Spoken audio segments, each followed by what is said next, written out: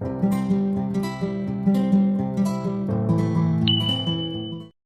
Guys, welcome back to my channel. আশা করছি তোমরা সবাই ভালো আছো আর আমরাও এখানে খুব খুব ভালো আছি। তো অনেক দিন পরে একটা নতুন ব্লগে তোমাদের সবাইকে অনেক অনেক স্বাগত জানাই। আমরা দিল্লির থেকে গ্রামের বাড়ি এসেছি উপনয়নের জন্য, আমার বান্ধবীর ছেলের উপনয়ন। আর তাকে আমার দিদি ভিক্ষা ছেলে বের করছে, আর তার জন্যই আমরা এত সাজুগুজু সকাল সকাল স্টার্ট করে দিয়েছি। অনেক কিছু নিয়মকানুন আছে, সেগুলো আমি তোমাদের সাথে শেয়ার করার চেষ্টা করব। তো সকাল সকাল নীল অ্যান্ড মেরুন শাড়ি পরে আমরা দুজনেই রেডি হয়ে গেছি।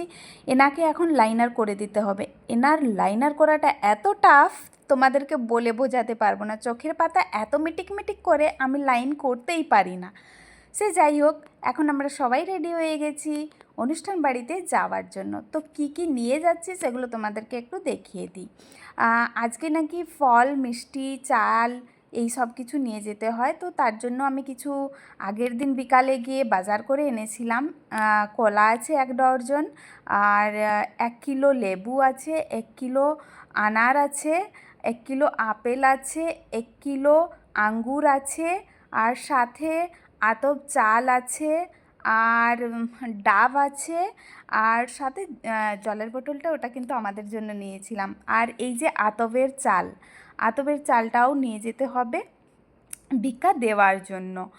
আর এইটা মা কিছু একটু ভাতের চাল নিয়েছে, মানে সেদ্ধ চাল, সেটাও নাকি নিয়ে যেতে হয়, তার জন্য মা আলাদা করে নিয়েছে। আর এই যে থালাগুলো, এই থালাতে রেখে সব কিছু রেখে নাকি ভিক্ষে দিতে হয়। তো তার জন্য এই থালাগুলো এক্সট্রা করে আনা হয়েছে। পিতলের নয়, সরি, কাঁসার থালার মধ্যেই কিন্তু ভিক্ষা দিতে হয়। অনেক কিছু নিয়মকানুন আছে যেগুলো আমরা জানি না, বলে দেয়, সেগুলো তারপরে করা হয়। তো এখন সবাই আমরা সেজে গুজে বসে রেডি হয়ে আছি, কখন গাড়ি আসবে গাড়ির জন্য অপেক্ষা করছি। আমরা ভেবেছিলাম হয়তো আমরা লেট হয়ে যাব, কিন্তু সেখানে দেখছি যে না, গাড়িটাই লেট আসছে। সে যাই হোক, আমরাও একটু আমাদের মতন সময় পেয়ে গেলাম। একটা কথা বলে দিই, এই ব্লগটা কিন্তু আমি বেশি বড় করে করতে পারবো না, কারণ ব্লগটা অনেক বড় হয়ে যাবে। তো আমি শুধু এই যাওয়ার মোমেন্টটা এই ব্লগেই শেয়ার করব। পরের ব্লগে কিন্তু আমি তোমাদের সাথে শেয়ার করব অনুষ্ঠান বাড়িতে গিয়ে ওখানে কি কি হচ্ছে।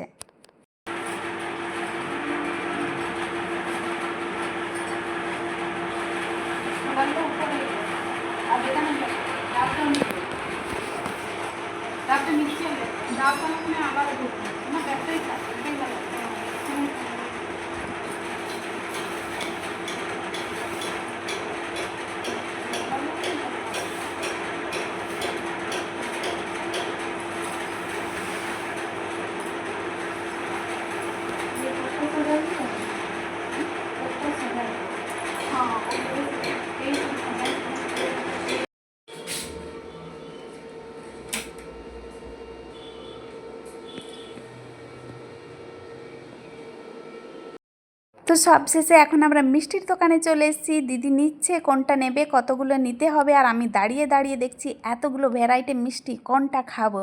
কারণ আমি একটু মিষ্টি খেতে বেশি ভালোবাসি বলতে একটা কি দুটো, তার বেশি কিন্তু খেতে পারি না, ঠিক আছে। যাই হোক, আরেকটা সুন্দর মোমেন্ট কিন্তু আমি ক্যাপচার করতে পারিনি, কারণ আমার একটা স্কুল বান্ধবী প্রিয়া, তার সাথে দেখা হয়েছিল। সে আমাকে চিনতে পেরেছিল যে তুমি কি রুম্পা। আমি বলি হ্যাঁ, আমিই রুম্পা। সে যাই হোক, আমার কিন্তু ভালো লাগলো অনেকদিন পরে দেখা হয়ে তার সাথে। আর হচ্ছে গিয়ে ব্লগটা, এই ছোট ব্লগটা কিন্তু এখানেই আমি শেষ করছি। দেখা হচ্ছে পরের ব্লগে।